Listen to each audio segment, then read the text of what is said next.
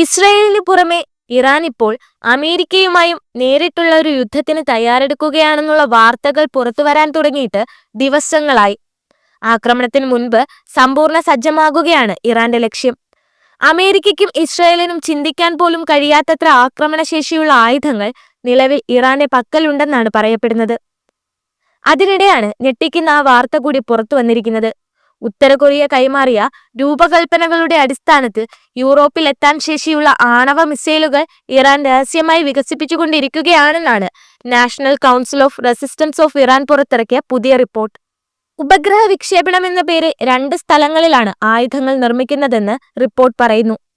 യൂറോപ്പിനെ ലക്ഷ്യം വയ്ക്കാൻ സാധ്യതയുള്ളതിനാൽ 3000 കിലോമീറ്ററിൽ കൂടുതൽ സഞ്ചരിക്കാൻ മിസൈലുകൾക്ക് കഴിയുമെന്നും റിപ്പോർട്ടിൽ വ്യക്തമാക്കുന്നു. ഇറാന്റെ organisation for advanced defence research and Islamic revolutionary guard corps നടത്തുന്ന രാഷൂദ് മിസൈൽ കേന്ദ്രമാണ് NCRI ആണവായുധ കേന്ദ്രമായി ചൂണ്ടിക്കാട്ടുന്നതെന്ന് റിപ്പോർട്ട് ഉദ്ധരിച്ച് ന്യൂയോർക്ക് പോസ്റ്റ് റിപ്പോർട്ട് ചെയ്യുന്നു.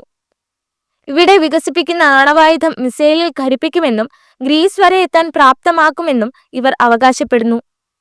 ഷാരൂദ് കേന്ദ്രത്തിൽ ഇറാൻ ഇതിനകം 3 തവണയെങ്കിലും റോക്കറ്റ് ലോഞ്ചറുകൾ പരീക്ഷിച്ചിട്ടുണ്ടെന്നും ഉപഗ്രഹ വിക്ഷേപണങ്ങളുടെ ഭാഗമായി റോക്കറ്റ് വിക്ഷേപണങ്ങൾ മറച്ചുവെച്ചിരിക്കുകയാണെന്നും NCRI ആരോപിച്ചു. വരും മാസങ്ങളിൽ കൂടുതൽ നൂതനമായ ഖേം റോക്കറ്റുകൾ പരീക്ഷിക്കാൻ IRGC പദ്ധതിയിടുന്നുണ്ടെന്നും പറയുന്നു. ഇറാന്റെ ബഹിരാകാശ പദ്ധതിയുമായും ഖമേനി ബഹിരാകാശ വിക്ഷേപണ ടെർമിനൽ സ്ഥാപിക്കുന്നതുമായും ബന്ധിപ്പിച്ചുകൊണ്ട് സെംനാനിലെ പരിപാടി രഹസ്യമായി സൂക്ഷിച്ചിരിക്കുകയാണെന്നും സംഘടന ആരോപിച്ചു. അതിനിടെ ഇറാൻ എക്തദാർ 1403 എന്ന വ്യോമ പ്രതിരോധ പരിശീലനത്തിന്റെ 2ാം ഘട്ടം ആരംഭിച്ചതായി റിപ്പോർട്ട് പറയുന്നു.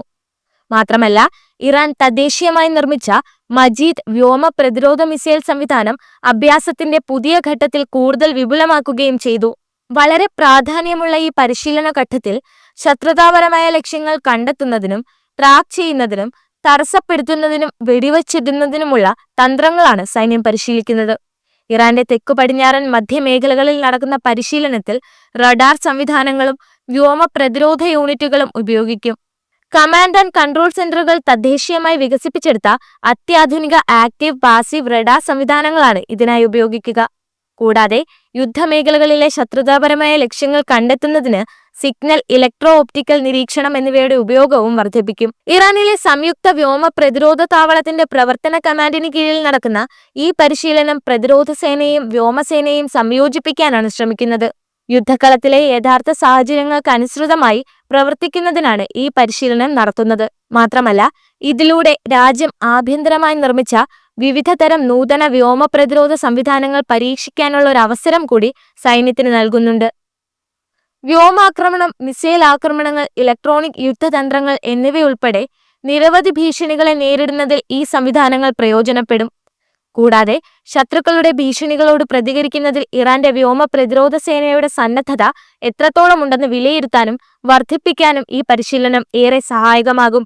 സമാനമായി ആണവായുധങ്ങൾ വികസിപ്പിക്കുന്നതിനുള്ള വേഗതയേറിയ രീതിയെക്കുറിച്ച് ഇറാനിയൻ ശാസ്ത്രജ്ഞർ ഗവേഷണം നടത്തുകയാണെന്ന് അമേരിക്കൻ രഹസ്യാന്വേഷണ വൃത്തങ്ങളെ ഉദ്ധരിച്ച് ന്യൂയോർക്ക് ടൈംസ് റിപ്പോർട്ട് ചെയ്തിരുന്നു. അമേരിക്കയുടെയും ഇസ്രായേലിന്റെയും സൈനിക നടപടികളെ തടയുന്നതിനായി അണുബോംബ് നിർമ്മിക്കുന്നതിനുള്ള ഒരു പുതിയ മാർഗം കണ്ടെത്തുന്നതിന് ടെഹ്റാൻ ആസ്ഥാനമായുള്ള ശാസ്ത്രജ്ഞരുടെ ഒരു രഹസ്യ സംഘത്തെ ചുമതലപ്പെടുത്തിയിട്ടുണ്ടെന്നാണ് റിപ്പോർട്ട് സൂചിപ്പിക്കുന്നത്. പുതിയ രീതിയുടെ കൂടുതൽ വിശദാംശങ്ങൾ ഒന്നും പുറത്തു വന്നിട്ടില്ല. ഇറാനിയൻ ശാസ്ത്രജ്ഞർ മാസങ്ങൾക്കുള്ളിൽ തന്നെ ആണവ വസ്തുക്കളെ പ്രവർത്തനക്ഷമമായ ആയുധമാക്കി മാറ്റാൻ സാധിക്കുന്ന കുറുക്കുവഴികൾ പര്യവേക്ഷണം ചെയ്യുന്നുണ്ടെന്ന് പാശ്ചാത്യ രാജ്യങ്ങളും പറഞ്ഞിരുന്നു. കുറഞ്ഞത് 4 ബോംബുകളെങ്കിലും നിർമ്മിക്കാൻ ആവശ്യമായ ആണവ ഇന്ധനം ഇറാനിലുണ്ടെന്നാണ് ന്യൂയോർക്ക് ടൈംസ് റിപ്പോർട്ട് ചെയ്തിരിക്കുന്നത്. ഇറാൻ ആണവായുധ പരിധിക്ക് താഴെയാണെങ്കിലും മുൻ സിറിയൻ പ്രസിഡന്റ് ബഷാർ അൽ അസദിന്റെ പതനവും ഇസ്രായേൽ സൈനിക നടപടികൾക്കിടയിൽ ഹിസ്ബുള്ള ദുർബലമായതും ഉൾപ്പെടെയുള്ള സമീപകാല പ്രാദേശിക സംഭവ വികാസങ്ങൾ ഇറാനെ ആണവ പ്രവർത്തനങ്ങൾ ത്വരിതപ്പെടുത്താൻ പ്രേരിപ്പിച്ചതായി അമേരിക്കയിലെ ഉന്നത ഉദ്യോഗസ്ഥർ ന്യൂയോർക്ക് ടൈംസിനോട് പറഞ്ഞു.